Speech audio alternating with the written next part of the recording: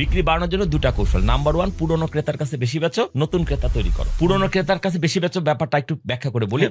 আমার কাছে আমার এই বছর 10 জন কাস্টমার ছিল, 10 জনের কাছে আমি 10 টাকা করে 100 টাকা বিক্রি করেছি, আমার রেভিনিউ হয়েছে 100 টাকা। পরের বছর আমাকে বাড়াতে হলে ওই 10 জনের কাছে 12 টাকা করে বিক্রি করতে হবে। তাহলে আপনি বলে বাহ, এখানে থেকে 10 জনের কাছে 12 টাকা করে করলে 120 হয়ে যাচ্ছে, আমার তো গ্রোথ চলে আসলো না। আসবে না, কারণ এই 10 টাকার লোকগুলো 12 টাকা কিনবে, ঠিক আছে, যদি আপনি সফল সেলসম্যান হন কিনাইতে পারবেন, কিন্তু দেখা যাবে 10 জনের মধ্যে 8 জন কিনছে, 2 জন হাওয়া হয়ে গেছে, নাই, দুনিয়াতেই নাই, অথবা অন্য প্রোডাক্টের দিকে ছুটে গেছে, অন্য কোম্পানির প্রতি তার লয়াল হয়ে গেছে। তাহলে প্রত্যেক কাস্টমার বাড়লো পার ইউনিট 2 করে, কিন্তু 10-এর জায়গা হয়ে গেলই 8 বরং 96, টোটাল 100 ছিল আগের বার। তাহলে সবাইকে ইন্ডিভিজুয়াল বাড়ানোর পরেও 2 জন কাস্টমারকে ধরতে না পারা বা ধরে রাখতে না পারার কারণে বরং আরো কমে গেল। কিন্তু আপনাকে তো গ্রোথ এনশিওর করতে হবে, সেটা করতে করবো।